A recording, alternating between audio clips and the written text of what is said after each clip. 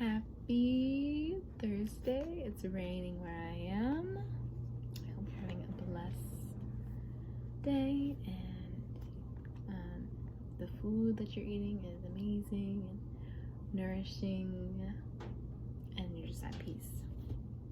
So I'm just going to continue where I left off. So the creation of the heavens and the earth and everything in them was completed. On the seventh day, God had finished his work of creation, so he rested from all his work. And God blessed the seventh day and declared it holy, because it was the day when he rested from all his work of creation. This is the account of the creation of the heavens and the earth. The man and woman in Eden. When the Lord God made earth and the heavens, neither wild plants nor grains were growing on the earth. For the Lord God had not yet sent rain to water the earth, and there were no people to cultivate the soil. Instead, springs came up from the ground and watered all the land. Then the Lord God formed the man from the dust of the ground. He breathed the breath of life into the man's nostrils, and the man became a living person. Then the Lord God planted a garden in Eden in the east, and there he placed the man he made. The Lord God made all sorts of trees grow up from the ground, trees that were beautiful and that produced delicious fruit. In the middle of the garden he placed the tree of life and the tree of knowledge of good and evil.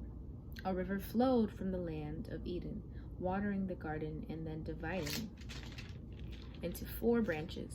The first branch, called the Pishon, flowed around the entire land of Havilah, where gold is found. The gold of that land is exceptionally pure. Aromatic resin and onyx stone are also found there. The second branch, called the Gihon, flowed around the entire land of Cush. The third branch, called the Tigris, flowed east of the land of Ashur. The fourth branch is called the Euphrates. The Lord God placed the man in the Garden of Eden to tend and watch over it. But the Lord God warned him, "You may freely eat of the fruit of every tree in the garden except the tree of the knowledge of good and evil. If you eat its fruit, you are sure to die." Then the Lord God said, "It is not good for the man to be alone. I will make him a helper who is just right for him."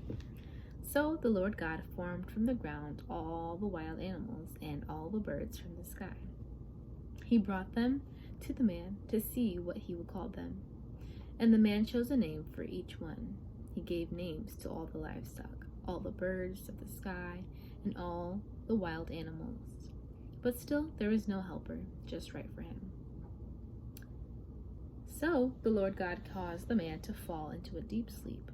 While the man slept, the Lord God took out one of the man's ribs and closed up the opening. Then the Lord God made a woman from the rib, and he brought her to the man.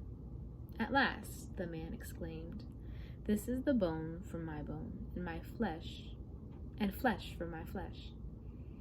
She will be called woman, because she was taken from man."